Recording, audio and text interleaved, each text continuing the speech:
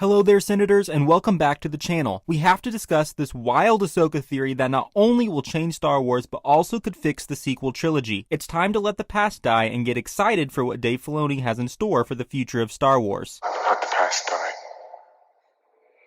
Kill it, if you have to.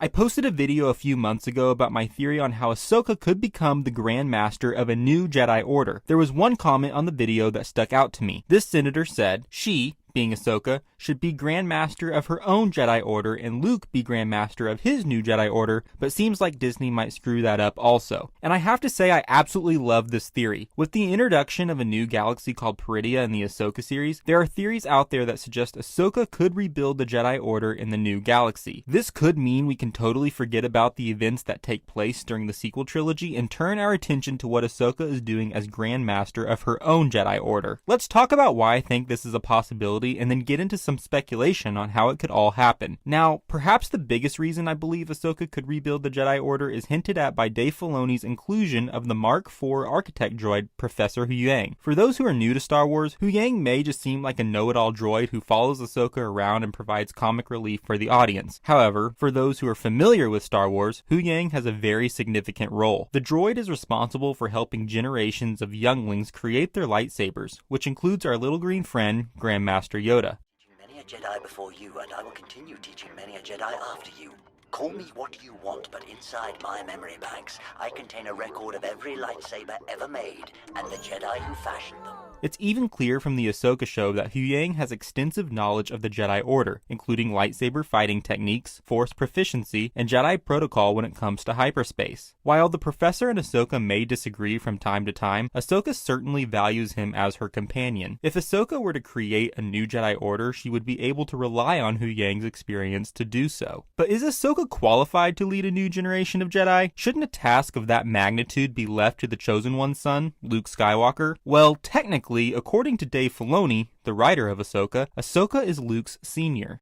She's actually his senior, which is, I think, difficult for people to remember because of when these characters were created, right? Ahsoka is indeed the oldest and, in my opinion, the wisest Jedi at the time of the Ahsoka series, which makes her a strong contender for the role of Grand Master, not of Luke's Jedi Order, but of her own. We see her take on the role of teacher in the Ahsoka series, as she is learning just as much as Sabine. And at this point, it seems that Ahsoka is almost destined to recreate the Jedi Order. This goes all the way back to the Mortis arc of the Clone Wars episodes. Here's a quick clip from a previous video I made explaining the Mortis arc and why it is so important to Ahsoka's character.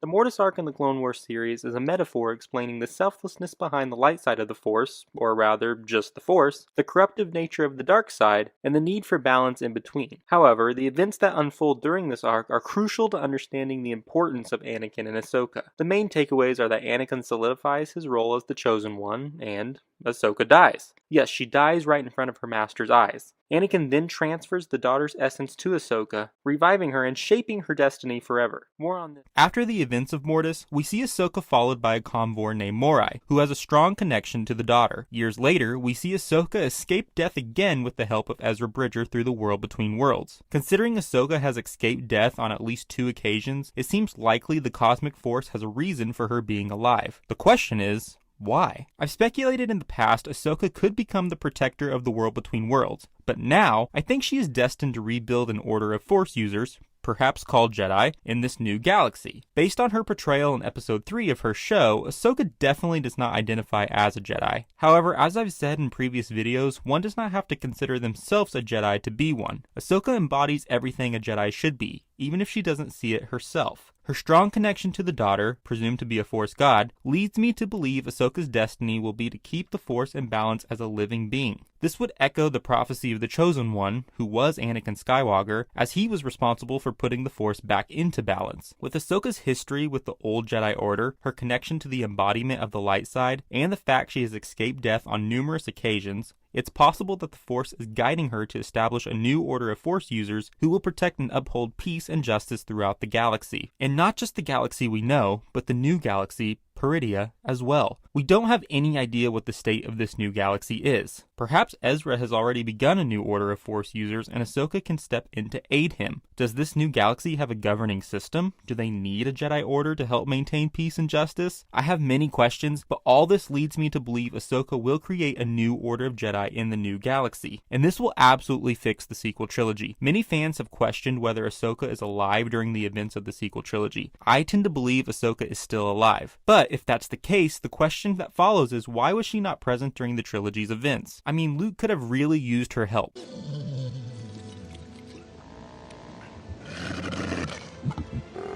The simplest answer is, well, nobody considered Ahsoka's journey or story when writing the sequel trilogy. Despite this, if Ahsoka is alive, we would need an explanation for her absence during the rise of the First Order. She would have definitely assisted the Resistance and Luke's fight against the emerging threat of Supreme Leader Snoke. Now, since there's a new galaxy accessible to our characters, it could explain Ahsoka's whereabouts and activities. A useful comparison can be drawn between the Siege of Mandalore and Revenge of the Sith. How could a prominent character like Ahsoka be completely absent from this Star Wars film? We always knew Dave Filoni would have to explain why Ahsoka was not present during the events of Revenge of the Sith. Now we know, of course, that Ahsoka left the Jedi Order because she began to see the Jedi for what they really were. And during the events of Episode 3, we know Ahsoka was on Mandalore liberating the planet of Maul's rule, which now only enhances the experience of watching Revenge of the Sith. I think something similar could be happening with the sequel trilogy. Before I get into my speculation, make sure you hit that subscribe button for more Ahsoka theories. And if you want to become a true senator of the channel, check out the description of this video to see what perks are available if you join and become a member. Ahsoka could be off in a distant galaxy establishing her own Order of Jedi and protecting that galaxy from dark and sinister threats. And to circle back to the senator's theory, we could see Ahsoka and Luke establishing separate Jedi Orders in different galaxies. It would be absolutely amazing to see Ahsoka meet with Luke, as we see in the Book of Boba Fett, and tell him everything she knows about the old Jedi Order and his father Anakin. She could share with Luke the threat Thrawn poses and the fact that an old Jedi friend, namely Ezra Bridger, is somewhere out there in a distant galaxy. At the same time, she can encourage Luke to restart the Jedi Order to not only help defend against threats within the galaxy, but prepare for intergalactic threats like the return of Thrawn. And this could be interesting because when Luke's Jedi Order fails, it would devastate him because he knows he let Ahsoka down. The Luke Skywalker I know would pick himself back up and support his friends. It makes me wonder if Luke knows Ahsoka is dead or presumes Ahsoka to be dead at the time we see Luke meet Rey at the end of The Force Awakens. Maybe this is why he believes he's the last Jedi and passes on everything he knows to Rey. Maybe he knows Ahsoka is busy training her own faction of Force users, or maybe thinks she's dead. This could not only shed light on why Luke disappeared during the sequel trilogy, but also explain why Ahsoka was not present to help the Resistance. I'm not saying it will necessarily make the sequel trilogy any better, but it could fix it enough to enhance our experience while watching it. Or you could choose to ignore the sequel, since Ahsoka could be out there in a new galaxy leading and teaching her own Order of Jedi, which is much more interesting in my opinion. Could Ahsoka be learning new aspects of the Force to train her younglings and apprentices? Will Ezra Bridger or Sabine be involved? What is this new galaxy like? Is it governed like an empire or a republic? I have so many questions and I can't wait to learn more about this new galaxy. As I mentioned, make sure you subscribe for more Ahsoka speculation. For now, this meeting is adjourned. May the Force be with you, always.